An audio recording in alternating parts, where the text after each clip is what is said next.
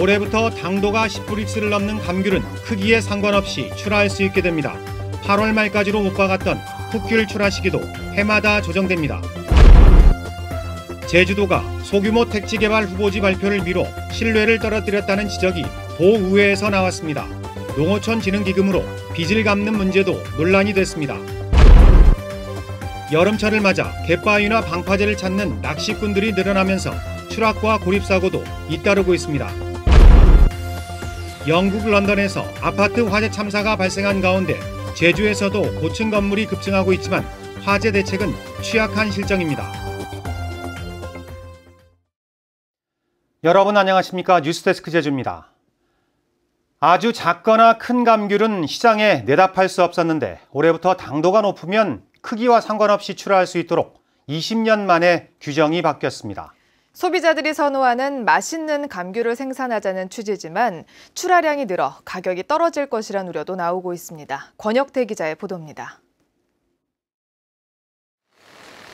하우스 감귤 선별이 한창인 감귤 유통센터. 광센서 선별기를 거친 감귤들이 분류됩니다. 예전 같으면 비상품으로 분류됐을 지름이 5cm도 안 되는 속칭 영번과가 차곡차곡 상품으로 분류됩니다. 지금까지 가공용으로 출하했던 부분을 전체적으로 이렇게 구합해서 당도에 맞춰서 하면 농가 소득이 많은 소득이 이렇게 될 거라고 이렇게 보고 있습니다. 올 가을부터 출하되는 노지 감귤도 당도가 10브릭스 넘는 것으로 광센서를 통해 확인되면 크기와 상관없이 출하할 수 있습니다. 지난 1997년 감귤 조례가 제정된 이후 20년 만에 상품 기준이 크기에서 맛으로 바뀐 겁니다. 농가들도 고품질 감귤 생산을 위해서 자구 노력을 또 많이 할 겁니다. 그래서 전체적으로 보면은 제주 감귤 품질이 한 단계 좀 업그레이드 될 수 있는 그러한 기대를 저희들이 하고 있습니다. 그러나 현재 광센서로 처리할 수 있는 물량은 전체 생산량의 절반에 불과해 나머지는 당분간 크기 기준이 적용됩니다. 감귤 출하량이 연간 3만 톤 정도 늘면서 자칫 가격 하락으로 이어질 수 있다는 우려도 제기됩니다. 한편 8월 말까지로 못 박았던 풋귤 출하 기간은 도지사가 해마다 조정하고 가공용 감귤 가격은 출하연합회장이 정하되 제주도 개발공사와 가공업체도 연합회에 참여하게 됩니다. MBC 뉴스 권혁태입니다. 폭등하는 집값을 잡겠다며 제주도가 소규모 택지를 서둘러 개발하기로 했는데요. 하지만 당초 5월로 예정됐던 후보지 발표 계획이 뚜렷한 이유 없이 미뤄지고 있어서 행정의 신뢰를 떨어뜨린다는 지적입니다. 보도에 현재훈 기자입니다. 제주도가 택지 개발 후보지 발표를 예고한 것은 지난 4월. 대선이 끝나면 5월 안에 발표하겠다며 행정부지사가 직접 브리핑까지 했지만 발표는 아직까지 이루어지지 않고 있습니다. 지속적인 주택 공급을 위한 택지 개발 후보지 14개소에 대해서는 주민 설명회를 진행한 후에 오는 5월 말 사업 대상지를 최종 확정할 예정으로 있습니다. 제주도는 최근 미분양 주택이 늘어 발표를 보류했다고 해명했지만 도의원들은 스스로 행정 신뢰를 무너뜨렸다며 비판했습니다. 섣부르게 발표했다가 공무원이 내리는 이런 행정이 과연 합당한 것이냐. 지금 읍면에 빨리 저거를 안 해주면 말이죠. 어떤 현상이 발생하냐면 하수관이 있는 시내권 주택 택지 가격이 폭등해요. 농어민을 위해 써야 할 농어촌 진흥기금으로 정부와 금융기관으로부터 빌린 빚을 갚기로 한 것을 놓고도 논란이 일었습니다. 또 남아도는 돈을 어떻게 쓸 것인가에 대한 고민은 너무 부족하다. 그냥 지방채나 갚자 이런 식으로 너무 편하게 가는 게 아닌가. 안일한 재정 운영을 하고 있다. 그리고 올해만 하더라도 외부 차입금으로 인한 이자가 6억입니다. 지금 감채기금에 의한 예산이 다 편성이 됐습니다. 거기다가 우리가 200억 정도만 가지면 외부 차입금을 제로화시킬 수 있습니다. 그런 차원에서 했고. 하지만 도의회는 빚을 갚느라고 주민 복지를 위한 현안 사업들을 소홀히 해서는 안 된다는 입장이어서 추경 예산 심의 과정에서 진통이 예상됩니다. MBC 뉴스 현재훈입니다. 원희룡 제주도지사가 최근 4.3 배보상과 해군기지 구상권 철회 등을 정부와 협의한 것을 놓고 도내 정당들이 공방을 벌였습니다. 더불어민주당 제주도당은 논평을 내고 원희룡 지사의 언론 플레이는 내년 지방선거를 의식한 치적 홍보라고 주장했습니다. 이에 대해 바른정당 제주도당은 지극히 당연한 도정 활동을 폄하하면서 도정에 상처를 내려 한다고 반박했습니다. 캐나다 해군 함정 2척이 제주 해군기지에 입항했습니다. 해군본부는 캐나다 호위함인 위니펙함과 오타와함이 내일부터 사흘 동안 제주 해역에서 열리는 연합해상훈련에 참가하기 위해 오늘 제주 해군기지에 입항했다고 밝혔습니다. 캐나다 해군 함정이 제주 해군기지에 입항한 것은 이번이 처음이며 외국 함정으로는 미 해군 함정에 이어 세 번째입니다. 여름철에 갯바위나 방파제에서 낚시를 즐기는 분들이 아주 많은데요.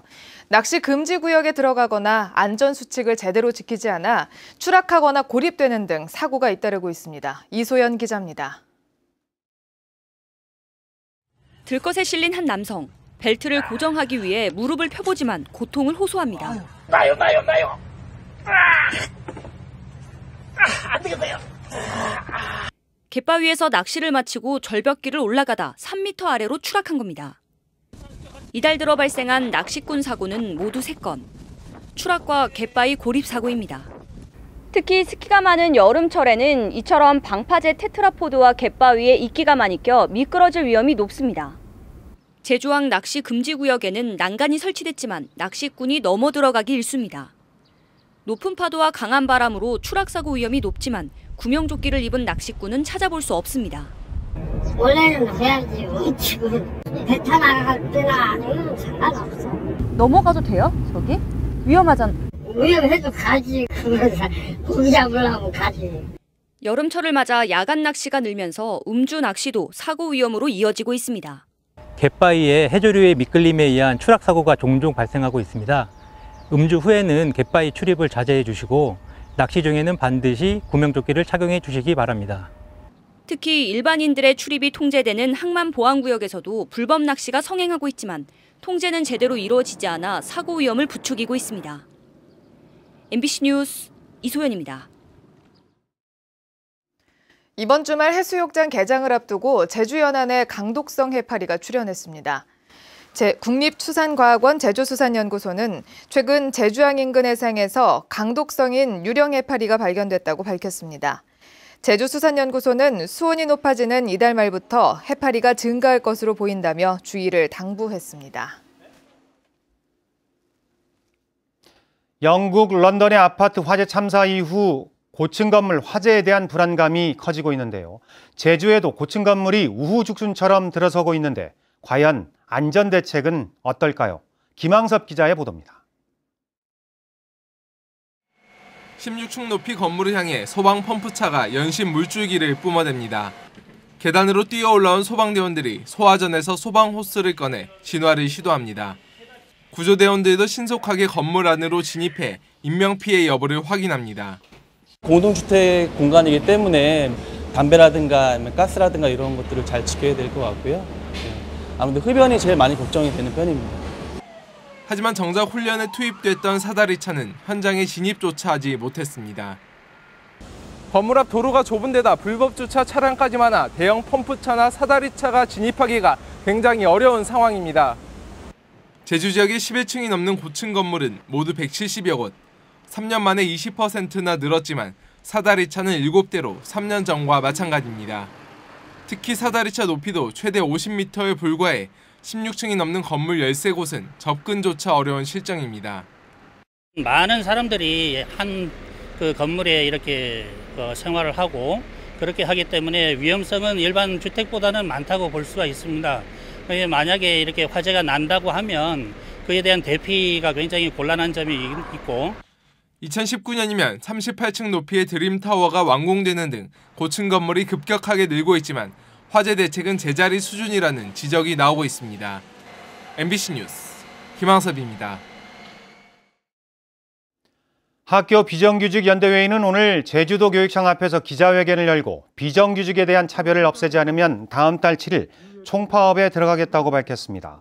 연대회의는 제주도 교육청만 급식보조원 월급제와 교육부의 처우 계산안 소급 적용을 거부하고 있다며 조합원 찬반 투표에서 90%가 파업에 찬성했다고 강조했습니다.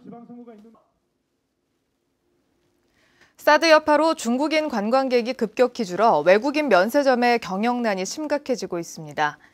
한화 갤러리아는 지난 4월부터 제주공항 면세점의 매출액이 임대료보다도 낮아졌다며 연간 241억 원 이상인 임대료를 낮춰달라고 한국공항공사에 요청했습니다. 제주관광공사도 다음 달 제주항에 완공되는 면세점의 개장을 늦추는 방안을 검토하고 있습니다.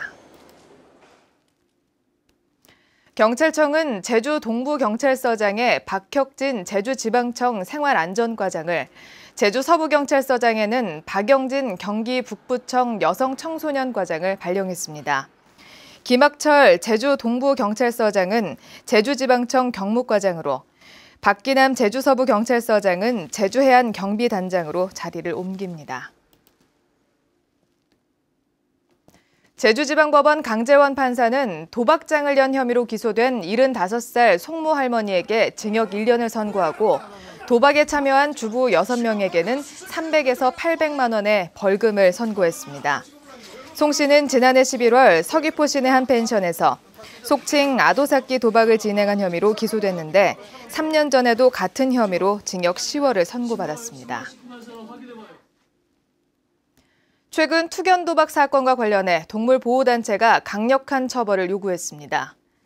제주 동물친구들은 도내 곳곳에서 음성적으로 투견 도박이 벌어지고 있는 만큼 투견판을 열거나 도박에 참여한 사람들을 강력히 처벌하고 압수된 투견들이 투견업자들에게 또다시 팔려가지 않도록 공매 절차를 밟아서는 안 된다고 주장했습니다.